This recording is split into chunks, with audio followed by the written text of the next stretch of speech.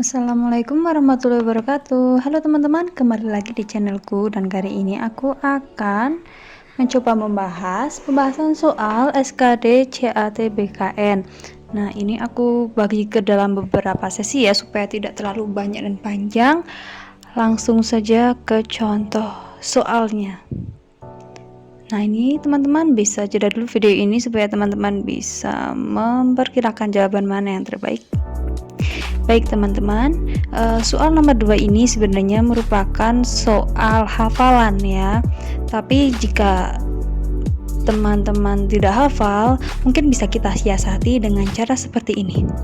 Nah, kita harus tahu juga ya, setiap sungai itu berada di mana letaknya, dan kebetulan nih yang letaknya ada di Kalimantan Timur hanyalah Sungai Mahakam. Maka jawaban yang benar untuk soal nomor 2 ini adalah yang A. Lanjut ke soal nomor 4. Teman-teman bisa jeda dulu video ini sebelum kita lanjutkan ke pembahasannya. Nah, sama ini juga merupakan soal hafalan ya.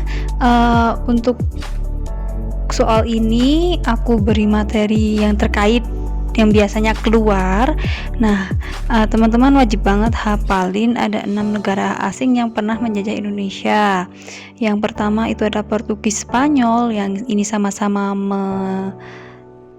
tiba di Indonesia pertama kali di Maluku. Dan ya, jika teman-teman baca sejarah lebih lengkapnya, kedua negara ini juga berkaitan dengan perang yang terjadi antara Tidore dan Ternate. Lalu Belanda itu sampai pertama kali di Indonesia itu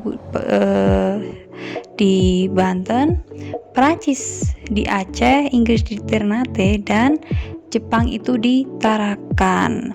Nah, teman-teman bisa aku kasih tambahan ya. Untuk nomor 1 sampai 5 itu tujuan mereka menjajah Indonesia itu untuk menguasai rempah-rempah.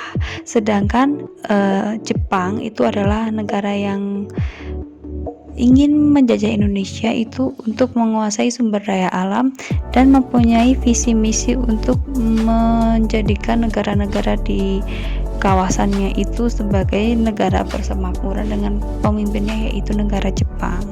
Jadi jawaban yang tepat untuk soal nomor 4 adalah yang D. Lanjut ke soal nomor 5. Nah, untuk soal nomor 5 ini langsung saja ya ke pembahasannya. Jadi tujuan GNB itu ada keluar dan ke dalam. Tujuan GNB itu yang keluar adalah meredakan ketegangan dunia akibat pertentangan blok timur dan blok barat. Sedangkan tujuan ke dalamnya itu adalah mengembangkan kerjasama antara negara non-blok. Jadi di opsi A sampai E ini ternyata ada 2 opsi yang benar, yaitu opsi A dan opsi B. Lanjut ke soal TIU. Nah, teman-teman bisa jeda dulu video ini. Baik, kita lanjut ke pembahasannya. Sebelum kita lanjutkan, kita analisis dulu premis-premis yang ada di soal nomor 31. Nah, teman-teman, yang aku garis bawahi ini merupakan term penghubung atau term M yang teman-teman harus ingat bahwa salah satu hukum silogisme itu menyebutkan kita tidak boleh menuliskan term M atau term penghubung di kesimpulan. Maka teman-teman harus eliminasi opsi jawaban yang terdapat kata-kata berminta entrepreneur. Lalu kita analisis lagi. Untuk premis 1 itu merupakan proposisi universal ditandai dengan kata semua. Sedangkan premis 2 itu merupakan partikuler ditandai dengan kata sebagian. Teman-teman juga harus ingat salah satu hukum silogisme menyatakan bahwa ketika proposisi universal bertemu dengan partikuler, maka kesimpulan yang dihasilkan harus berbentuk partikuler. Maka kita eliminasi jawaban yang merupakan proposisi universal, dan kita juga eliminasi jawaban yang terdapat kata entrepreneur. Maka tersisa jawaban opsi B dan C. Nah, opsi B dan C itu sekilas terlihat sama ya, tapi beda makna. Lihat teman-teman, di sini proposisi universal ini milik hidup makmur ya, sedangkan partikuler itu milik wira swasta, maka letaknya juga harus sesuai.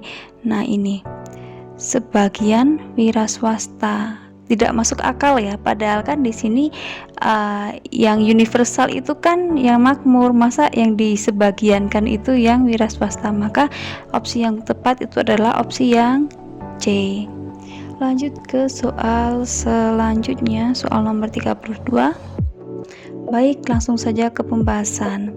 Nah, ini kita diminta untuk mencari bilangan genap yang terdiri dari 4 angka, maka aku gambar kotak 4 seperti ini.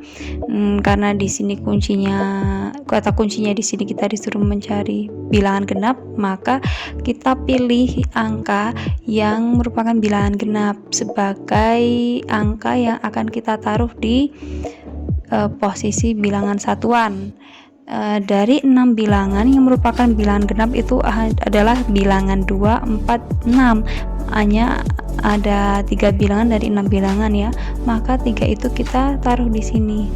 Nah, untuk menulis kotak-kotak yang di sebelah kirinya kita urutkan, karena di sini sudah terpakai satu dari 6 bilangan sudah terpakai, maka sisa 5, maka kita tuliskan di sini, terus tersisa 4, lalu tersisa 3.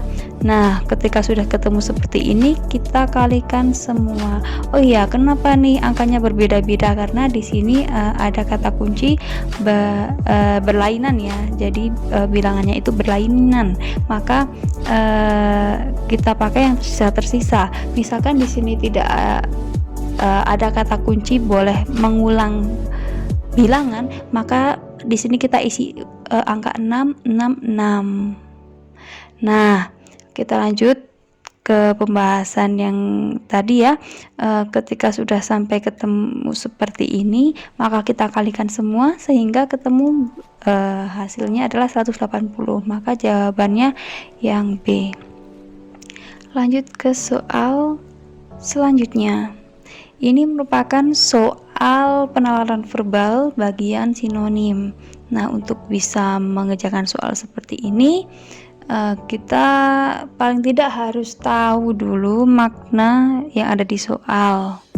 Nah, untuk bisa mengerjakan soal-soal sinonim ini, teman-teman wajib banget untuk rajin membaca supaya bisa menambah perbendaharaan kosakata teman-teman.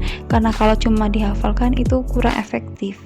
Kita bisa memahami arti makna kata ketika kita sering menggunakan istilah tersebut. Langsung saja ke pembahasannya ya. Nah, ini tadi sudah aku carikan di Kamus Besar Bahasa Indonesia makna dari masing-masing opsi. Nah, ini maknanya. Lalu kita cari atma itu artinya di KBBI itu ternyata adalah jiwa, nyawa, maka jawaban yang sesuai itu adalah yang A. Lanjut ke soal nomor 66. Nah, ini kita sudah masuk ke soal TIU. Teman-teman ingat ya, kemarin sudah aku jelaskan di video sebelumnya tentang kompetensi yang dinilai di TKP.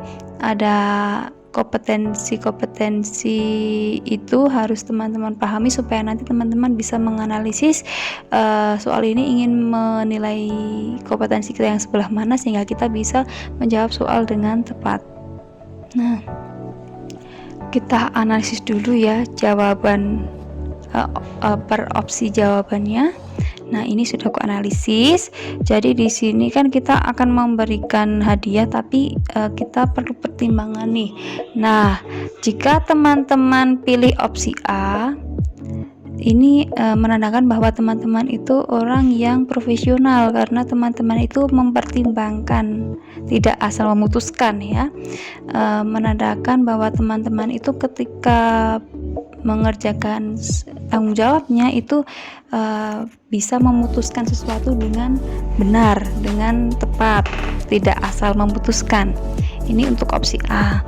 Lalu untuk opsi B itu menandakan bahwa kita itu profesional sekaligus memiliki jejaring kerja yang bagus, ditandai dengan memperhatikan kegemaran teman juga, tidak asal memberikan suatu barang tapi juga memperhatikan kegemaran teman. Nah, Ini menandakan bahwa kita itu orang yang peduli dengan orang di lingkungan sekitar kita. Lalu untuk opsi C itu menyesuaikan kemampuan finansial saya dengan kegemaran teman. Berarti kita memaksakan kemampuan finansial kita untuk bisa memenuhi pertimbangan kegemaran teman. Nah, ini berarti hanya memenuhi jaring kerjanya ya, tapi profesionalismenya tidak. Lalu untuk yang D, mengesampingkan keuangan saya. Ini opsi yang tidak profesionalisme ya. Jadi dia memutuskan sesuatu tanpa memikirkan lebih lanjut sebab akibatnya. Lalu untuk opsi E, kegemaran teman saja. Nah, ini tidak profesional meskipun jejaring kerjanya dia masuk. Nah, dari opsi A sampai opsi E kita pilih opsi yang terbaik. Nah, di sini opsi yang terbaik adalah opsi B karena opsi B ini sudah mencakup profesionalisme sekaligus jejaring kerja. Maka jawaban yang benar menurutku adalah jawaban yang B. Lanjut ke soal 67. Nah, ini teman-teman kita analisis opsi jawabannya satu persatu ya. Nah, jadi seperti ini untuk opsi A, mendahulukan kepentingan teman. Nah, ini menunjukkan jejaring kerja kita bagus tapi tidak profesionalisme karena di sini kan kita punya tanggung jawab ya. Ketika kita mau membantu teman kan kita juga harus menyelesaikan tanggung jawab kita terlebih dahulu. Kalau kita milih yang A berarti kita menunjukkan pribadi yang tidak tanggung jawab. Untuk yang B, jejaring kerjanya bagus tapi juga tidak profesionalisme ya. Untuk yang C, tetap mengerjakan pekerjaan. Nah, ini dia memang profesionalisme tapi tidak jejaring kerjanya tidak bagus karena dia apatis ya, tidak peduli dengan sesama. Yang D, mengajak teman-teman yang lain untuk membantu. Jejaring kerjanya bagus tapi dia tidak profesionalisme. Di sini tidak ada kata-kata yang menunjukkan bahwa terdapat upaya dia untuk menyelesaikan tanggung jawabnya. Lalu yang E, mencari tahu kondisi teman tersebut. Nah, di sini yang E ini terlihat profesionalisme. Dia mencari tahu kondisi temannya karena dia sadar bahwa dia masih punya pekerjaan penting yang tidak bisa dia tinggalkan.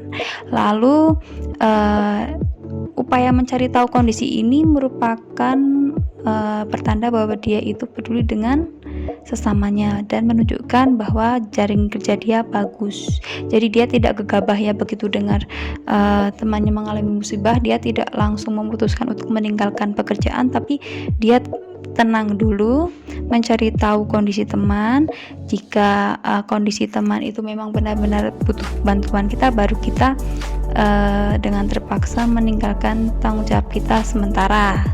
Nah, opsi E ini menunjukkan pribadi yang tenang dan bisa membuat keputusan dengan tepat. Lanjut ke soal terakhir dalam video ini. Langsung saja kita ke pembahasannya ya. Kita analisis dulu opsinya satu persatu. Nah, seperti ini teman-teman. Untuk opsi A, meminta pengertian klien untuk mengganti jadwal. Nah, di sini menunjukkan bahwa kita itu profesionalisme, ada komunikasi antara kita dengan klien. Ketika terjadi hal seperti ini, terus kita meminta pengertian klien, mesti klien akan mengerti. Umumnya akan mengerti lah jika rasa kemanusiaannya ada. Dan di sini juga sekaligus dia pelayanan publiknya bagus, jadi tidak mengecewakan kliennya. Ini untuk opsi A. Lalu opsi B, tetap ikut rapat. Nah, tetap ikut rapat ini menunjukkan bahwa dia tidak memiliki jaring kerja yang bagus. Kenapa kok bisa jejaring kerja? Karena begini, jika dengan orang tuanya saja dia tidak peduli, apalagi dengan lingkungan kerjanya. Nah, jadi opsi B ini harus kita hindari ya. Untuk opsi C, meminta rekan kerja yang lain untuk menggantikan Anda. Untuk jejaring kerja dia bagus sih, tapi kurang di dalam pelayanan publik. Jadi opsi C ini bisa dilakukan ketika kita sudah melakukan opsi A. Jadi ketika kita melakukan opsi A itu kan kemungkinannya ada dua, si klien mau untuk mengganti jadwal atau kemungkinan yang kedua si klien tidak mau. Nah, ketika si klien tidak mau mengganti jadwal, maka dengan terpaksa kita baru memilih opsi C ya. Jadi opsi C ini ya bisa jadi kita pilih tapi bukan merupakan prioritas di dalam soal nomor 68. Terus yang opsi D, tidak memberi kabar. Nah, ini tidak profesionalisme dan tidak bagus dalam pelayanan publik. Tidak profesionalisme karena dia tidak bertanggung jawab ya, dan tidak pelayanan publik karena dia mengecewakan kliennya, karena dia tidak memberi kabar. Lalu untuk opsi E, tidak konsentrasi saat rapat. Nah, dia tidak profesionalisme karena dia tidak bisa mengatasi ketidakkonsentrasiannya, dan sekaligus dia tidak bagus dalam pelayanan publik karena dia tidak bisa konsentrasi. Harusnya dia menentukan dulu solusi yang tepat ketika dia menghadapi keadaan ini, baru dia memutuskan apakah dia harus ikut rapat atau dia harus pulang untuk melihat kondisi orang tuanya. Jadi jawaban yang terbaik menurutku untuk soal nomor 68 ini adalah jawaban yang A. Nah, itu dia teman-teman pembahasan soal-soal SKD di simulasi CAT-BKN, supaya teman-teman bisa tahu update informasi tryout tentang SKD CPNS. Teman-teman jangan lupa follow Instagramku, teman-teman bisa lihat linknya di deskripsi, dan teman-teman jangan lupa juga join grup Telegram, grup diskusi bersama ya. Nah, di sini nih teman-teman bisa dapat fitur kuis harian dan ada pula jadwal diskusi bersama. Dan teman-teman juga bisa lihat linknya ada di deskripsiku juga. Nah, itu dia pembahasanku kali ini. Jika ada kesalahan, teman-teman boleh banget koreksi kesalahanku di kolom komentar. Itu saja dari aku kali ini, semoga bermanfaat.